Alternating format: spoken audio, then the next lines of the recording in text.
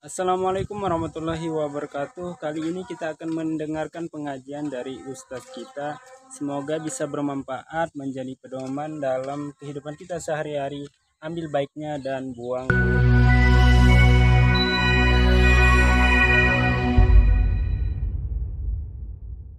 Jadi dalam kehidupan itu tidak akan berjalan sempurna seperti yang ingin kita rasakan. Selalu akan ada perbedaan pandangan. Ya, bahkan dalam kehidupan rumah tangga saja, ya maaf ya, Anda misalnya seorang istri mau ke sini saja mungkin masih bisa beda pandangan, warna apa untuk jilbab yang dipakai. Ya, dengan suami bisa berbeda. Papa, bagus yang mana ya? Hijau atau kuning? Ah, kayaknya yang hijau deh gitu kan? Enggak, kayaknya kuning deh gitu kan? Masih mending ada dua pilihan, begitu dipakai pink. Bisa berbeda, anak bisa berbeda. Jadi kesan pertama yang ingin dibangun bahwa dalam kehidupan sudah pasti akan ada keragaman pandangan. Dan yang kedua, yang tidak normal, keragaman pandangan itu boleh jadi melahirkan tindakan-tindakan yang kontraproduktif. Mungkin akan mendapatkan celaan.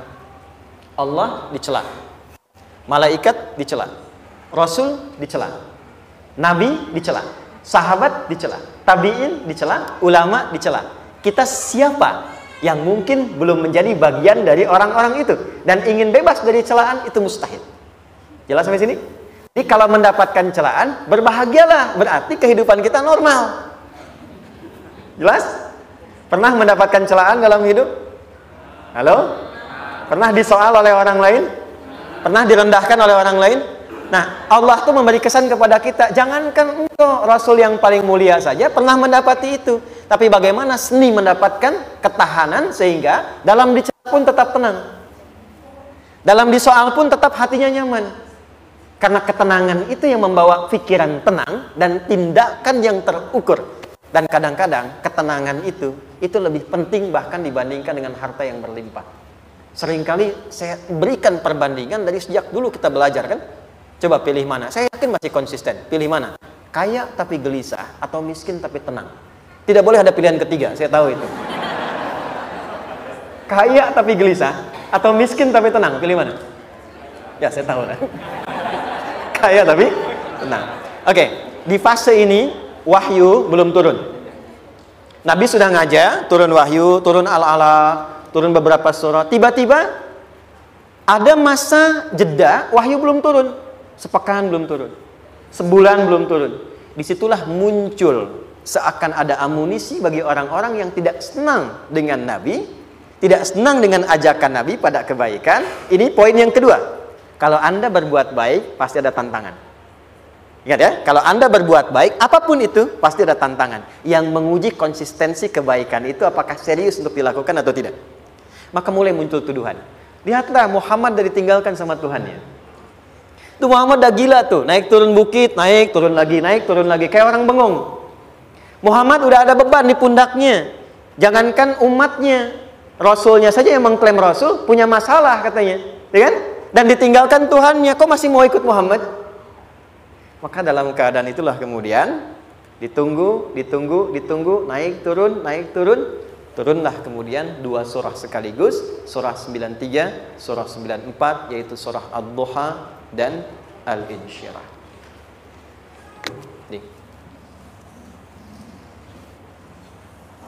Oke. Ini materinya dahsyat ya. Penting sekali, saking pentingnya ini cepat habis tuh. Bismillah. Sekali lagi. Jazakallah khair. Ya, kelihatan ya. Baik, yuk pelan-pelan.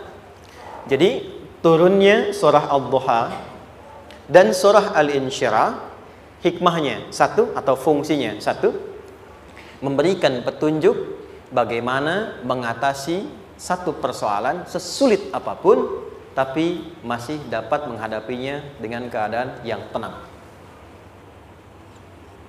Satu surah ini atau dua surah ini diturunkan untuk membimbing setiap hamba menuju kepada ketenangan hati. Dua, membangun kekuatan mental sehingga dalam situasi apapun dia tetap kuat mengatasi berbagai persoalan kehidupan. Nanti terapannya banyak, di bisnis ada. Nanti saya turunkan contohnya. Kadang-kadang ikut tender, sudah bagus, sudah menang, tapi proyeknya diambil orang. Ada yang begitu? Nanti ada ayatnya, ada. Nanti kita turunkan. Udah siap-siap, kan? Pengen melamar, ternyata keduluan orang, gitu kan? Udah siap-siap, pengen dapat ini, mau lulus, ternyata nilainya nggak seperti yang diharapkan. Muncul, ada, selalu ada demikian. Nanti kompleksitasnya banyak. Tapi dua surah ini, kalau kita bisa kuasai artinya dengan baik, pahami dengan benar, maka akan ada sesuatu yang beda yang terasa dalam jiwa kita dan kesiapan mengatasi setiap persoalan dalam kehidupan. Yuk kita baca dulu ya, supaya dapat keberkahannya dari dua surah ini. Saya bacakan, Anda ikuti ya. A'udzu billahi minasy syaithanir rajim.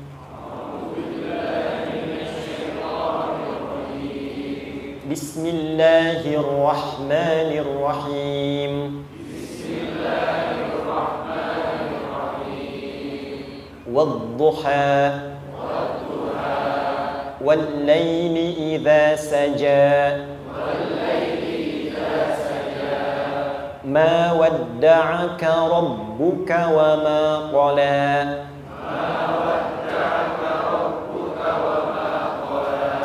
ما ودعك ربك وما قلى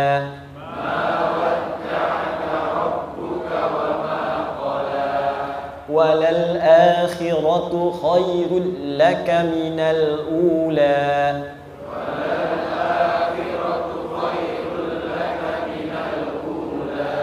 ولسوف يعطيك ربك فترضى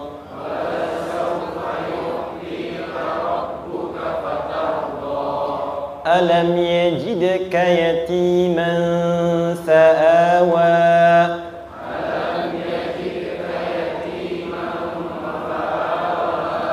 ووجدك ضالا فهدى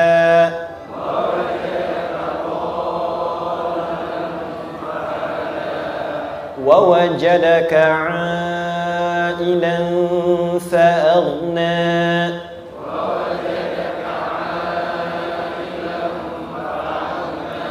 فأما اليتيم فلا تقهر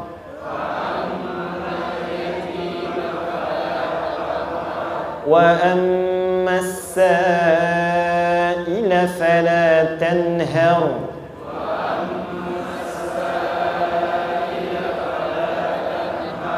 وأما بنعمة ربك فحدث.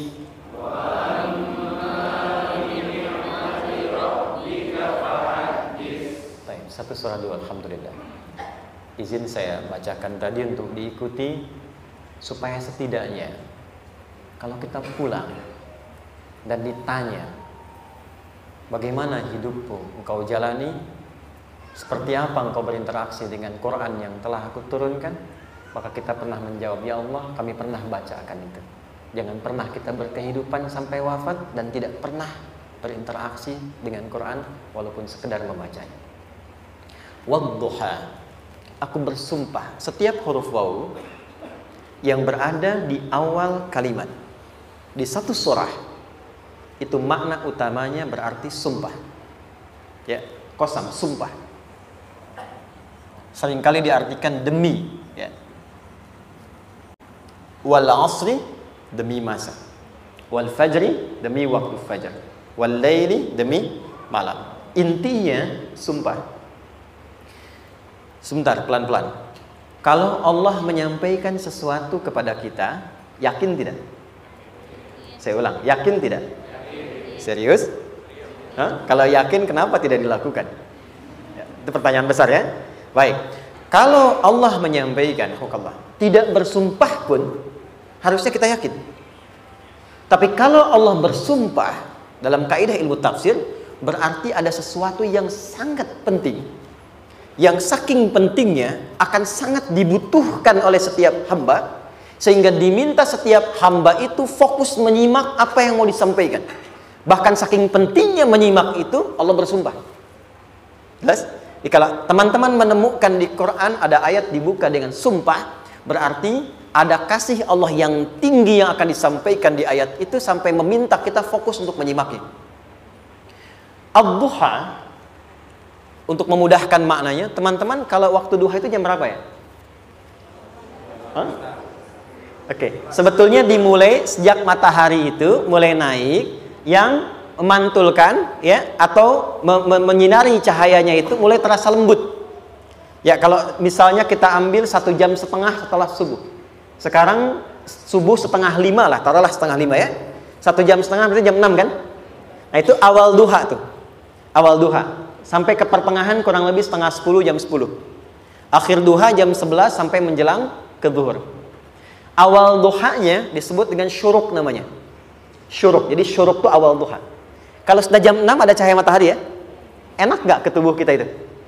Nyaman nggak? Jam 8 enak nggak kalau berjemur ya? Jam 9 enak ya? Nah, ini kata kiasan dalam bahasa Arab. Kalau kita merasakan sesuatu yang enak, nyaman, memberikan manfaat yang banyak, itu orang Arab sering memberikan kiasan dengan waktu-waktu tertentu. Di antaranya duha. Jadi kalau kita menemukan kalimat duha, jangan langsung diartikan ke waktu duhanya. Boleh jadi yang diinginkan adalah makna di balik itu, yaitu semua kenikmatan dan kenyamanan yang didapatkan. Cara mengartikan ini, wadduha, aku bersumpah, kata Allah, ya Muhammad, demi semua kenikmatan yang kau rasakan dalam hidup, seperti engkau merasakan kenikmatan cahaya duha itu. Jelas? Wal laili idza saja, dan aku bersumpah, al-lail, lail itu apa? Malam. Baik, lail turunannya, layali jamaknya, lela, lili, lala, itu malam. Jadi kalau ada ibu leli, ibu malam-malam ya. Lail. Oke. Lail itu malam. Malam gelap nggak? Gelap. Tapi kalau gelapnya gulita, tidak ada cahayanya, gelap betul gitu. Gelap ya. Misalnya sedang kita dapati misalnya satu momentum padam lampu, padam semua, dan pas gerhana misalnya gelap sekali. Nah, itu bahasa Arabnya disebut dengan saja namanya. Ya, saja. Wal laili idza saja. Dan malam apabila telah gulita. Zaman Nabi kan gak ada lampu ya, belum ada PLN ya, dan seterusnya. Jadi gelapnya betul-betul gelap. Saya mau tanya sebentar, biasanya kalau situasi gelap itu mudah nggak menemukan benda tertentu? Melangkah mudah atau sulit? Tidak mudah untuk dilakukan kan?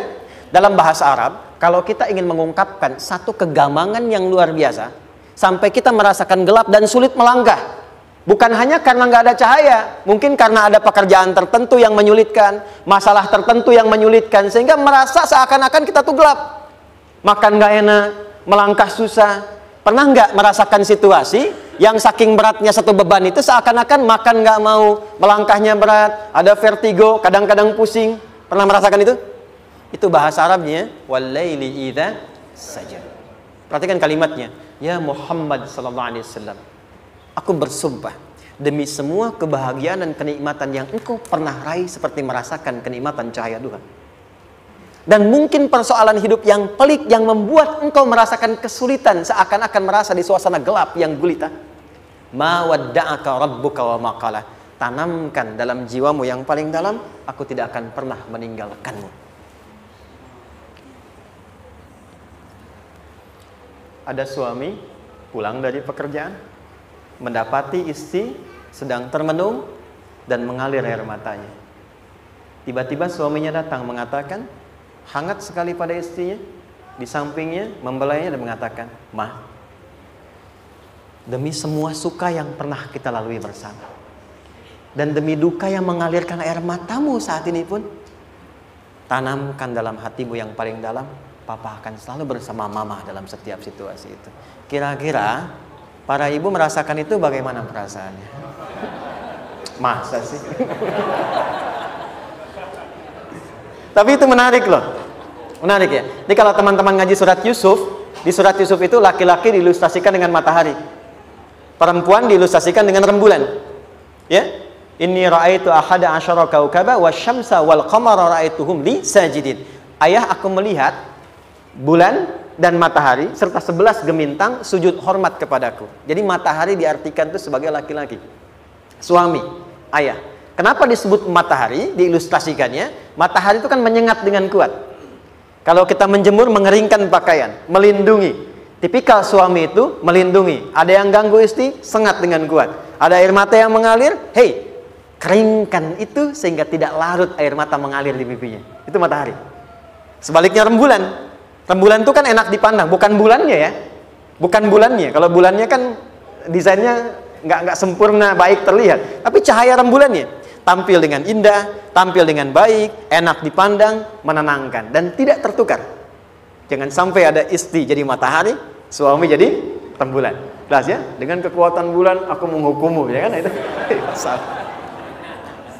Oke. Tahan sampai sini, tahan. Lihat baik-baik. Saya berhenti sampai sini dulu.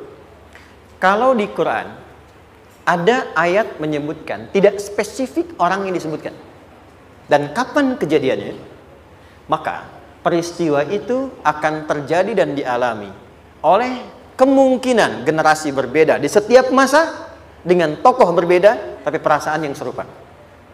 Sebaliknya, kalau disebutkan namanya, jelas identitasnya, kapan kejadiannya, maka peristiwa itu hanya akan menimpa orang tersebut dan tidak akan dialami lagi orang lain setelahnya. Saya tanya dulu yang akhwat, yang perempuan. Kenal Maryam? Kenal, bagus. Kenal di mana? Maryam anaknya Imran.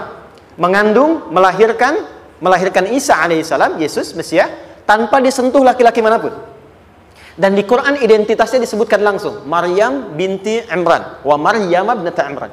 Ini menunjukkan kesan bahwa yang mengandung dan melahirkan tanpa disentuh laki-laki manapun, itu hanya Maryam anaknya Imran. Ingat ya, mengandung melahirkan tanpa disentuh laki-laki manapun. Bukan mengandung melahirkan tanpa suami, kalau itu banyak dia. Ya, mengandung melahirkan tanpa disentuh laki-laki manapun. Hanya Maryam binti Imran. Tapi kalau nggak disebutkan siapa orangnya, kapan kejadiannya, tidak detail disebutkan, ini artinya situasi itu akan dialami kembali oleh orang di masa depan dengan generasi yang berbeda tapi substansi yang sama. Pertanyaannya, pernahkah kita mengalami situasi yang sulit sampai seakan merasa gelap? Nah, baik, maka adab yang pertama, jika mengalami situasi seberat apapun dalam berkehidupan, maka dekati Allah Subhanahu wa ta'ala. Ini awalnya, dekati Allah. Apalagi kalau ada yang mengatakan ini nggak mungkin, ini nggak akan terjadi, ini nggak bisa. Kalau sudah ada tanda seperti itu tanda langsung dari Allah supaya Anda diminta langsung mendekat kepada Allah dan tinggalkan semua makhluk. Karena Allah hanya akan mengabulkan langsung kepada Anda tanpa perantara siapapun. Itu yang terjadi pada Nabi Zakaria. Ini nggak mungkin, ini mustahil. Maka beliau langsung memohon kepada Allah dan langsung menyebutkan, ya Allah, saya minta darimu saja, tidak dari yang lain. Maka dikabulkan seketika. Jadi yang pertama, jika punya kesulitan sebesar apapun, seberat apapun, cepat dekati Allah. Maka di situ akan dijawab langsung oleh Allah, ma wadda'aka rabbuka wa ma qala. Hambaku, sepanjang engkau mendekat kepadaku, maka yakinkan dalam dirimu, situasi apapun yang kau rasakan, aku tidak akan pernah meninggalkanmu. Sudah? Satu? Paham sampai sini? Oke. Pelan-pelan ya. Saya belum bicara caranya. Saya baru bicara di awal motivasinya. Dekati Allah dulu, nanti caranya didetilkan di surah Al-Insyirah. Teruskan. Ma wadda'aka rabbuka wa ma qala. Walal akhiratu khairul laka minal. Perhatikan. Hei, seberat-berat bebanmu saat ini, ingat, satu saat akan tuntas. Dan ini pun ujian. Kalau sudah meninggal, gak ada ujian lagi. Dan nanti kehidupan yang sekarang, apapun yang kau pertentangkan, perdebatkan, perselisihkan, itu semua akan ditinggalkan. Jadi ternyata Allah mengungkap hakikat kehidupan dunia. Apapun yang diperselisihkan, tuh unik ya. Orang berselisih pada yang akan ditinggalkan. Aneh nggak? Ada orang berebut makanan, kan? Rebutan sampai berkelahi dan sebagainya. Pada akhirnya, makanan yang diperebutkan itu pun akan ditinggalkan. Yang ini meninggal, itu meninggal. Jadi memperebutkan sesuatu yang pada akhirnya akan berakhir. Kata Allah, Allah sampaikan, jika Anda mengalami situasi, sesuatu yang mungkin membuat berat, tanamkan pada jiwa kita, hei, yang aku kejar-kejar ini, boleh jadi aku akan tinggalkan juga. Kenapa aku harus menangisi dan larut pada sesuatu yang tidak abadi? Maka Allah hibur kita dengan mengatakan, kamu tenangkan diri dulu. Semua yang kamu pikirkan sampai membuat kamu berat begini, pada akhirnya kamu tinggalkan. Dan yang abadi itu akhirat. Walal akhiratu khairul laka minal. kedua, pelan-pelan sikapi setiap masalah dengan proporsional. Jangan terlalu larut dalam sesuatu. Dapat job satu, pengen, udah siap, kontraknya besar, tiba-tiba hilang. Dipikirin, Anda mikirkan itu pun gak akan balik. Proporsional aja dulu. Ya, nanti caranya akan turun nanti di alin syirah. Tenangkan diri dulu. Prasangka baik kepada Allah Subhanahu wa taala. Boleh jadi apa yang Allah ingin berikan sebagai pendahuluan sekarang belum sampai kepada kita karena Allah menyiapkan yang lebih baik di balik itu. Kita belum tahu ada apa di balik itu sehingga kita tidak dapatkan itu. Sehingga kemudian Allah katakan walal akhiratu khairul laka minal ula. Teruskan wala saufa yu'tika rabbuka. Pelan-pelan, orang yang punya sikap seperti ini itu cenderung lebih dekat mendapatkan ridha Allah dibandingkan dengan orang-orang yang larut dalam kesulitan. Orang yang move on dengan setiap persoalan dalam kehidupan, cepat berpikir secara proporsional, tidak menggantungkan hidupnya pada persoalan tertentu sehingga membuat dia menjadi beban, itu lebih mendekatkan dirinya kepada ridha Allah dibandingkan dengan orang yang meratapi persoalan hidupnya. Ya. Pelan-pelan. Jadi spiritnya, kalau punya masalah apapun, jangan dilarutin terus. Gak usah diratapi, cepat move on. Berpikir lagi, rencanakan lagi. Nanti, detailnya ada di alin syirah. Tapi poin besarnya, janji Allah mengatakan, kalau Anda bisa move on, proporsional, maka yang dijanjikan oleh Allah, di situ Allah percepat datangnya ridha Allah Subhanahu wa taala. Kalau ridha Allah sudah datang, maka akan dua yang diberikan. Pertama kali, ketenangan di dalam jiwa, dan yang kedua, kemampuan untuk berikhtiar lebih baik mencapai apa yang diinginkan. Satu, kalau ridha Allah sudah diberikan pada seorang hamba, yang pertama diberikan ketenangan dalam jiwa. Bukan dunianya dulu. Bukan apa yang Anda ingin harapkan dulu. Pengen sesuatu, ya, pengen materi, pengen kedudukan, pengen lulus anaknya ujian, ya kan? Tiba-tiba terjadi sesuatu, diratapin, alih-alih meratap, alih-alih membuat status, alih-alih menyulitkan diri, kata Allah, terima dulu proporsional. Setelah itu dekatkan diri kepada Allah, turun ridha Allah, begitu turun yang pertama diberikan ketenangan kepada hati. Tenang dulu. Kalau sudah tenang, nanti dibimbing menyelesaikan apa yang sedang dihadapi itu. Itu poin yang ketiga. Pelan-pelan. 4. Kita masuk ke detail sekarang. Perhatikan baik-baik. Ini yang paling menarik. Alam yajidka yatiman fa'awa. Muhammad SAW, bukankah dulu engkau yatim? Punya banyak masalah? Aku selesaikan juga. Ayahmu meninggal sebelum lahir, ada ibu. Ibu meninggal, ada kakek. Kakek meninggal, ada paman. Ya kan? Ada teman yang menemani Sayyidah Khadijah. Teman yang setia. Semua kebutuhan tersedia. Artinya apa? Perhatikan baik-baik. Kalau Anda punya masalah sekarang, jangan sampai melupakan yang dulu-dulu pun pernah tuntas Allah selesaikan. Jadi kalau sekarang sedang punya persoalan, jangan sampai satu masalah ini membuat Anda kehilangan harapan dan kehidupan.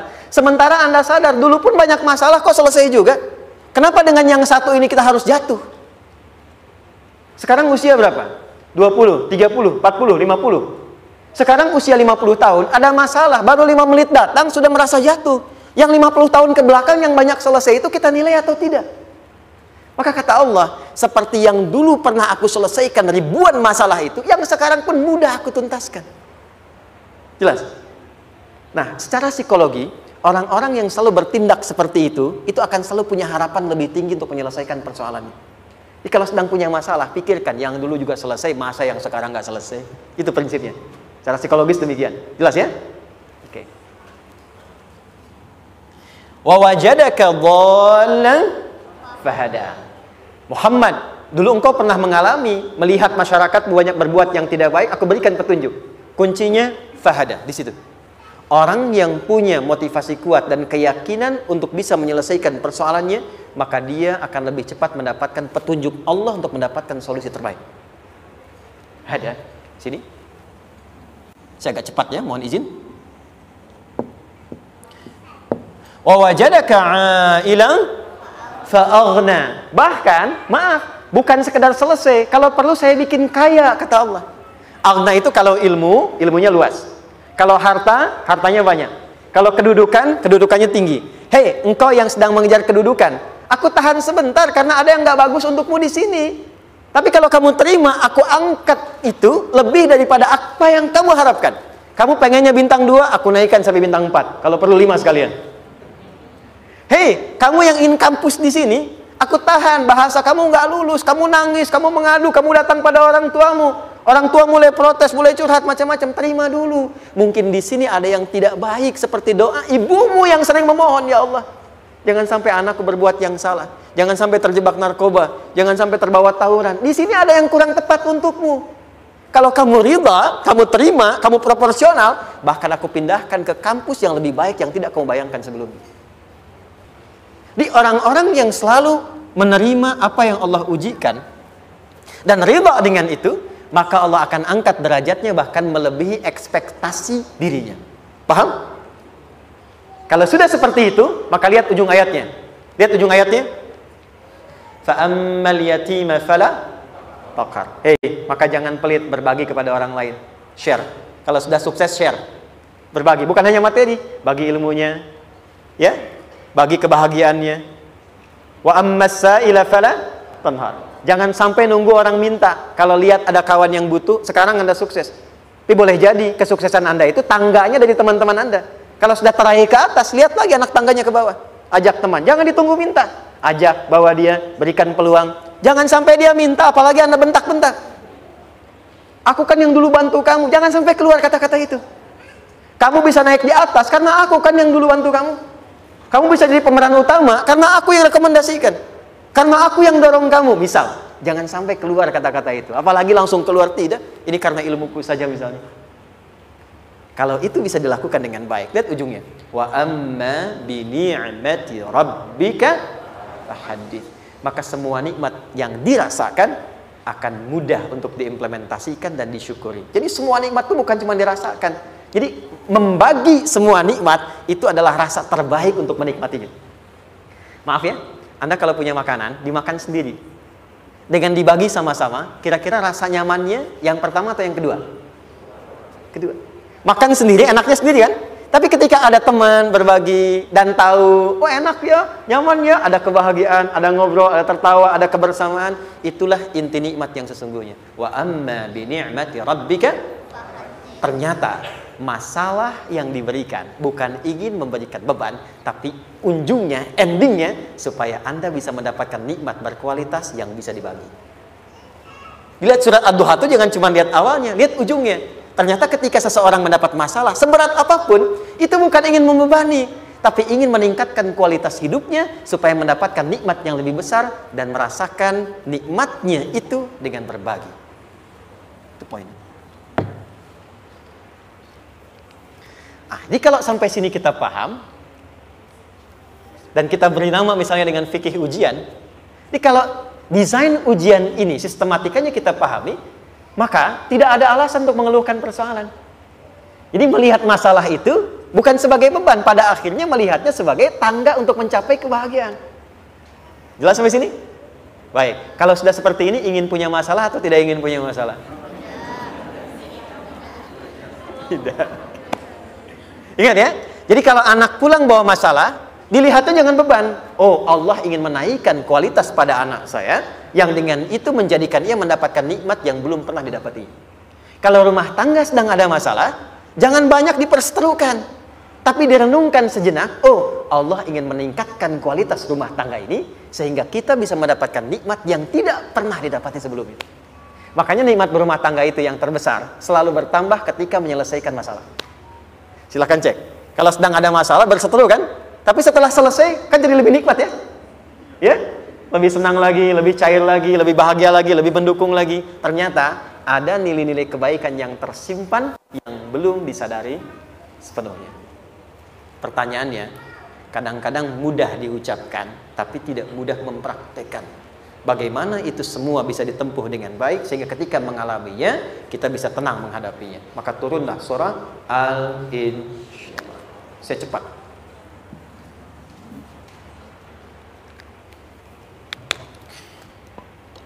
Teman-teman, ini apa? Kelas ya? Baik, pelan-pelan sedikit. Kira-kira volumenya besar kecil? Kecil ya? Baik. Kalau saya bandingkan dengan gayung, volumenya besar mana? Gayung ya? Baik. Kalau ini saya perlebar, sehingga bisa memasukkan apapun ke dalamnya, itu bahasa Arabnya disebut dengan insyirah namanya.